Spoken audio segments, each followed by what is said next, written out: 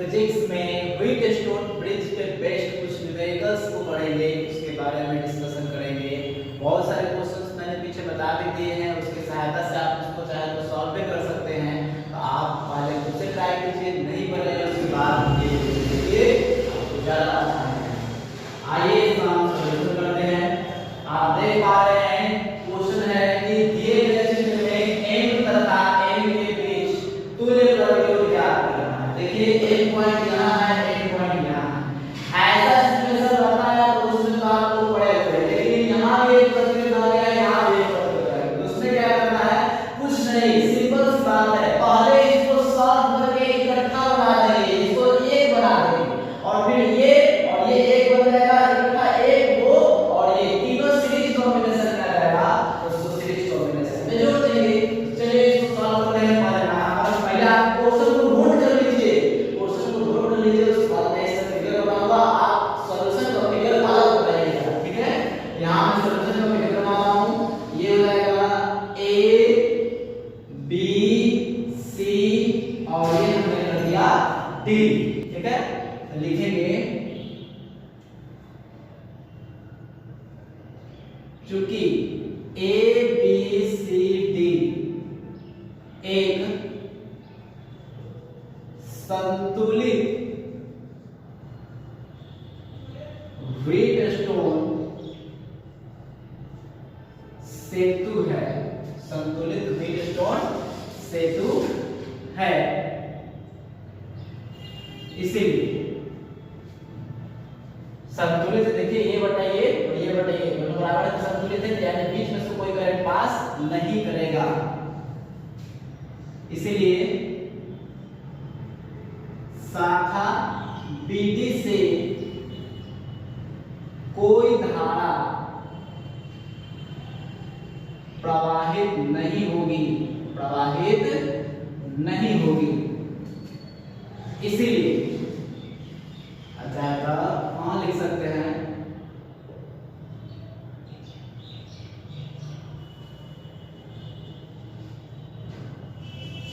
प्रतिरोध AB तथा BC श्रेणी क्रम में जुड़े हैं, श्रेणी क्रम में जुड़े हैं। उसी प्रकार प्रतिरोध ये देखिए ये और ये AD तथा CD भी श्रेणी क्रम में जुड़े हैं।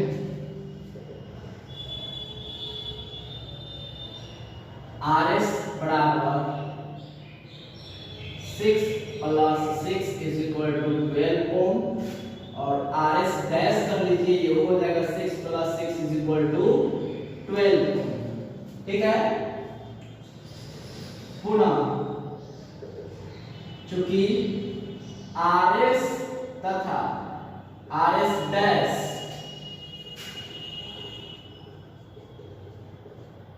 समांतर क्रम में है, ध्यान दीजिएगा, ये दोनों मिलके एक बन गया और ये दोनों मिलके एक बन गया, लेकिन है तो अलग अलग ना, तो इसमें I1 गया होगा, इसमें I2 गया होगा, इसलिए दोनों समांतर क्रम में है। इसीलिए Rp बराबर, जब दो प्रतिरोध की बात हो तो उसका फॉर्मूला क्या होता था? R1 × R2/R1 + R2, यानी कि 12 × 12 बटा 12 + 12, तो 12 × 12 बटा में क्या हो जाएगा? 24, तो 12 × 24 और 2 × 6 = 12, कितना आ गया? 6 ओम। अब सुनिएगा, लिखेंगे ओम, इसको अब डेवलपमेंट फिगर एक बना लेते हैं, ध्यान दीजिएगा ताकि आपको समझने में आसानी हो।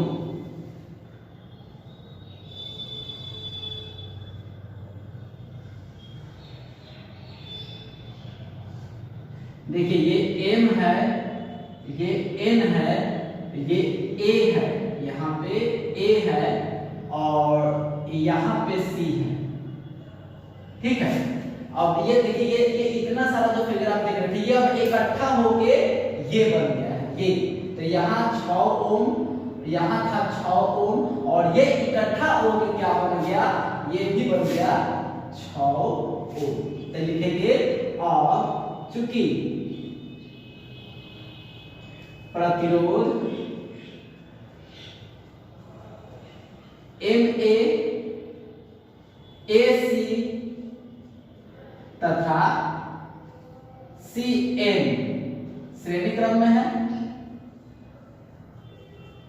श्रेणी क्रम में है, इसलिए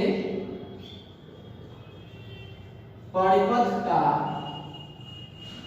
तुल्य प्रतिरोध कितना हो जाएगा 6 + 6 + 6 = 18 ओम। बहुत आसान क्वेश्चन था, आप इसको खुद से भी बना सकते थे। तो चलिए फटाफट इसको नोट कर लीजिए, हम चलते हैं अपने नेक्स्ट क्वेश्चन की ओर।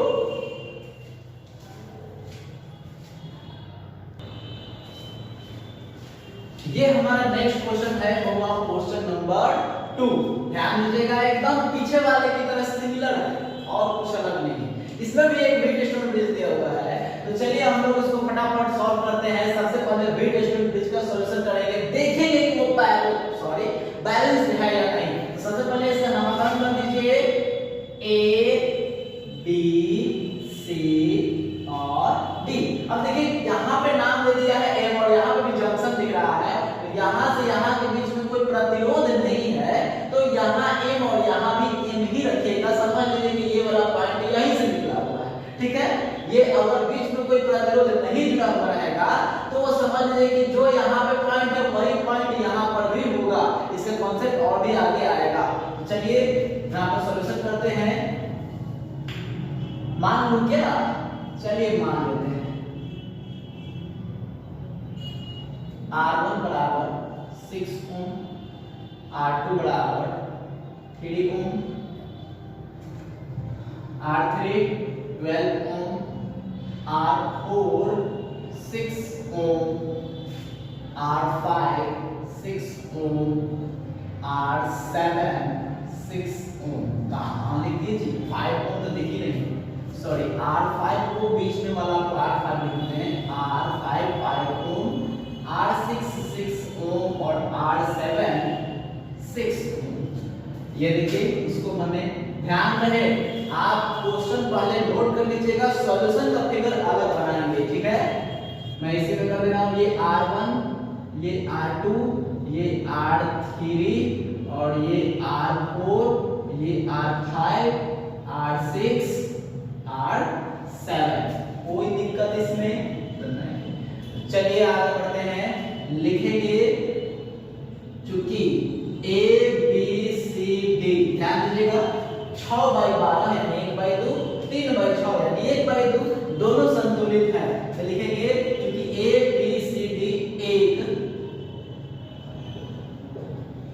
संतुलित वेट स्टोन सेतु है, संतुलित वेट स्टोन सेतु है। तो क्या करते हैं, इसीलिए शाखा BD से होकर कोई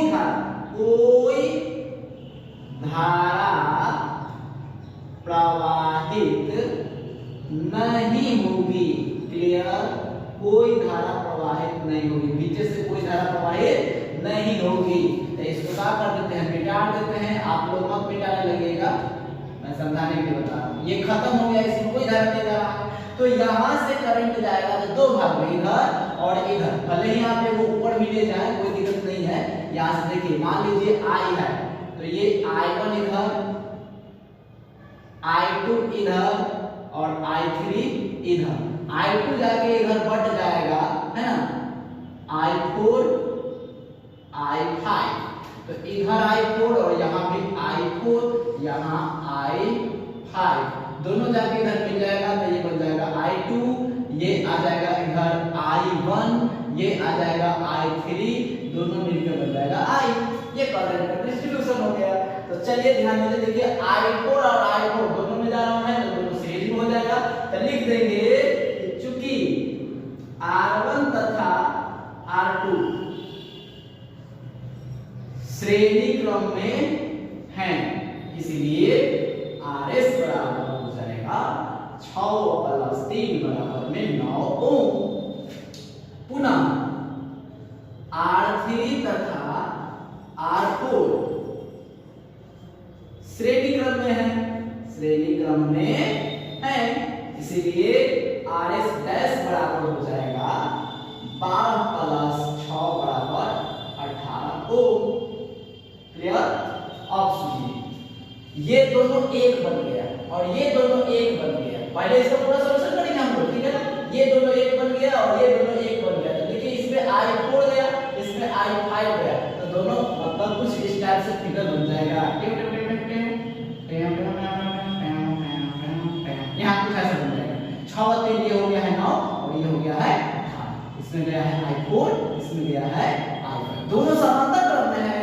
तो लिख देंगे कि चूंकि RS तथा RS डैश समांतर क्रम में हैं, इसीलिए RB बराबर दोनों जोड़ेंगे, कितना हो जाएगा? ध्यान दीजिए कितना हो जाएगा, दोनों को मैं बताया हूं तो गुना दोनों कर दीजिए ना। चलिए 9 गुने 18 बट्टा में 9 प्लस 18 कितना हो गया?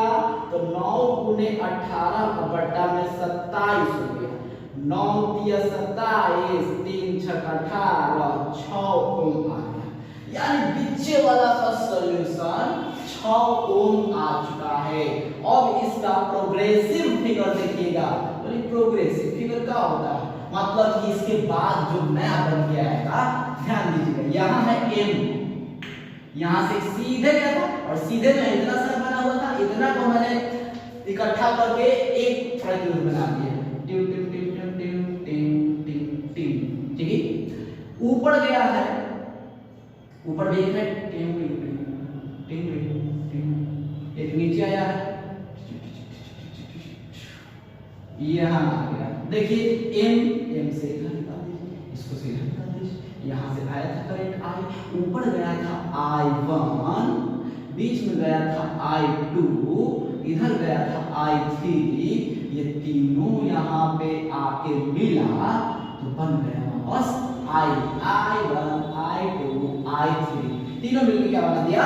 I बना दिया। अब समझिएगा, यहाँ ये है R6, ये है Rp और ये है R7 लिखेंगे। अब चूंकि R6, Rp तथा R7 समांतर क्रम में जुड़े हैं, इसीलिए परिपथ का तुल्य प्रतिरोध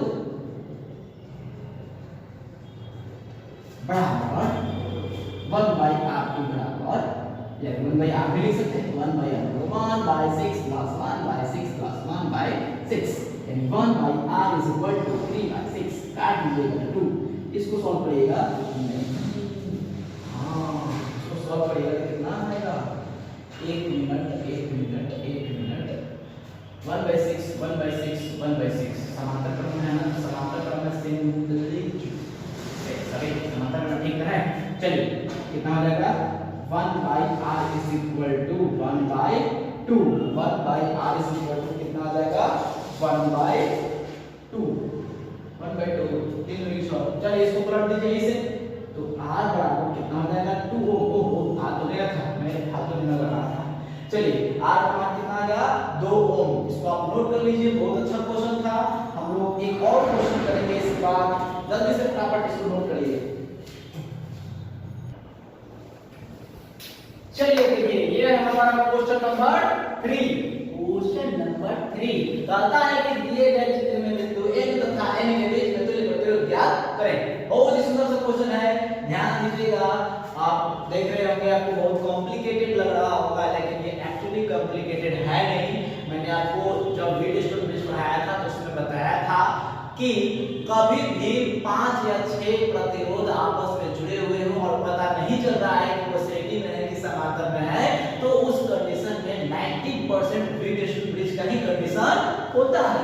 तो आइए यहाँ पे हम लोग भी कोशिश करते हैं वीट स्टोन ब्रिज का कंडीशन बनाने का। तो फिलहाल आप इस क्वेश्चन को अच्छे से नोट कर लीजिए, दिख रहा होगा आपको। अच्छे से नोट कर लेने के बाद मैं इसको चेंज कर रहा हूँ। इसका जो प्रोग्रेसिव फिगर मैं बनाऊंगा वो कुछ इस टाइप से बनेगा। यहाँ पे मैं m कर लेता हूँ, यहाँ पे n कर लेता हूँ और यहाँ पे p और यहाँ q कर लेते हैं। तो यहाँ p और यहाँ q हो जाएगा। देखिए m से निकल के p के पास एक प्रतिरोध है,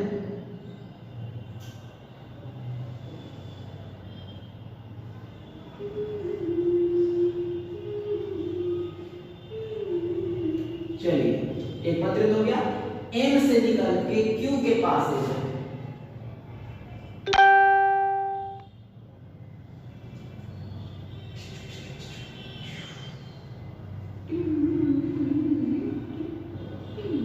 चलिए हो गया। और देखिए p से q के बीच में भी है। अच्छा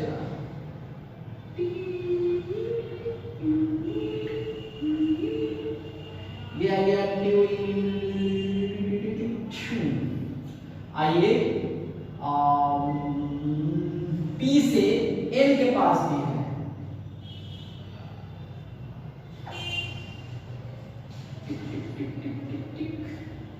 अब देखिए N से Q के पास भी है, यानी Q से N के पास क्या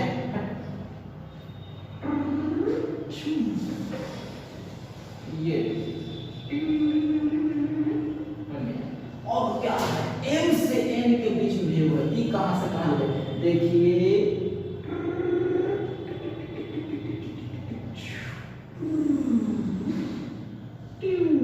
ये क्या बना दिया सर। देखिए ये जो आप वायर देख रहे हैं M से N के बीच में, ये इसके ऊपर से जा रहा है, इसको क्रॉस नहीं कर रहा है, इसको टप के जा रहा है, थाम के जा रहा है। ठीक है, अब चलिए M से N के बीच हमको निकालना है, M से N के बीच में वो सेल लगा देते हैं।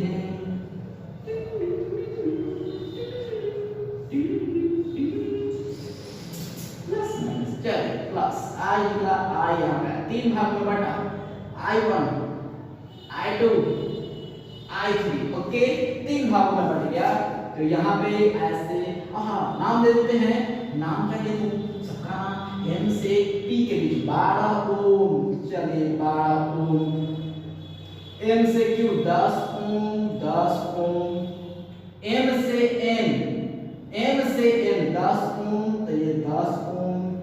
अच्छा समझ आएगा सुंदर से, P से N 10 ओम, Q से N 10 ओम, P से Q 12, P से Q 10 ओम, चलिए 10 ओम। क्या ये संतुलित है? मैंने इसमें क्या कर दिया, सब 10 10 10 था तो 12 कहां से आ गया? क्वेश्चन में फॉल्ट है क्या? 10 है, हम 12 लिख दिए, सॉरी बच्चा लोग क्वेश्चन में थोड़ा फॉल्ट हो गया है। यहाँ पे 10 ओम ही है तो यहाँ भी 10 ओम होगा। अब देखिए, अब वीट स्टोन ब्रिज की मैं बात करूं तो देखिए 10 बाय 10 10 बाय 10 संतुलित है, यानी इसके बीच से कोई करंट प्रवाहित नहीं होगा। ध्यान दीजिए हाई वाला पीछे नहीं, हाई वाला पीछे से कोई धारा प्रवाहित नहीं होगा। तो नाम दे देते हैं, यहाँ पे सॉल्यूशन करेंगे, लिखेंगे चूंकि MPNQ एक संतुलित वेट स्टोन सेतु है, इसलिए शाखा PQ में कोई धारा प्रवाहित नहीं होगी। शाखा PQ में कोई धारा प्रवाहित नहीं होगी। चलिए PQ में कोई धारा प्रवाहित नहीं होगी, यानी इसको हम हटा देते हैं। कैसे? चलिए अब क्या करेंगे, ये और ये श्रेणी क्रम में लिखेंगे, चूंकि उसकी शाखा एमपी मध्य प्रदेश तथा पीएन क्या है, श्रेणी क्रम में जुड़े हैं,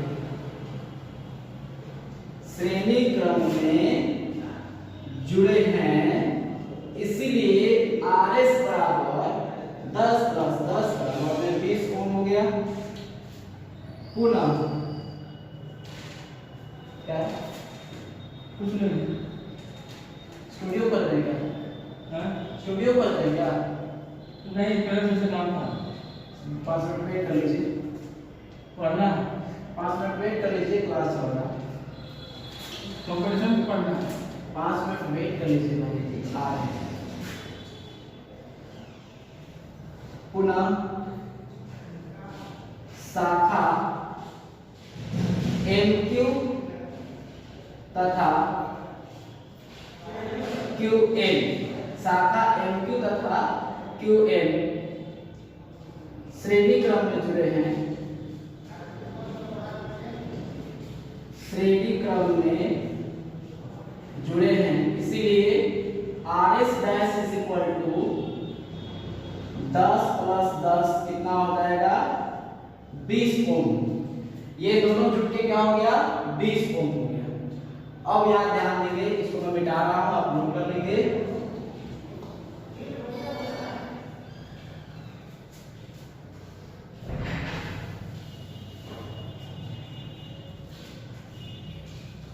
लिखेंगे इसको प्रोग्रेसिव टेबल में बना दे रहा हूं। प्रोग्रेसिव टेबल कुछ ऐसा बन जाएगा, प्रोग्रेसिव फिगर। ऊपर वाला को मिलके एक बन गया था, बीच में एक करंट ये जा रहा था, और नीचे वाला को मिलके एक और बन गया। यहाँ पे M था, सॉरी यहाँ पे M था, यहाँ पे N था, इन दोनों के बीच में ये सेल लगा हुआ था। ओके, ये बन गया था कितना, RS आ गया था 20 ओम, ये था 10 ओम और ये था 20 ओम। लिखेंगे अब चूंकि RS डैश तथा MN समांतर क्रम में जुड़े हैं, इसीलिए परिपथ का तुल्य प्रतिरोध क्या हो जाएगा, 1/RP या 1/R = 1/20 + 1/20 + 1/10। तो 1/R = हो जाएगा, एलसीएम ले लीजिए 20, 1 + 1 + 2, तो 1/R = 4/20, 4 बचे 20, तो R बराबर हो जाएगा कितना, 5 ओम। ये आपका फाइनल आंसर हो गया। तो इस प्रकार से आप British policeman numerical based question बना सकते हैं, और भी क्वेश्चन आपको नेक्स्ट क्लास में बताया जाएगा। आप इसको नोट कर लीजिए, खुद से एक बार प्रैक्टिस जरूर कीजिएगा। चलिए आज के लिए इतना ही रख देते हैं, बना लीजिए।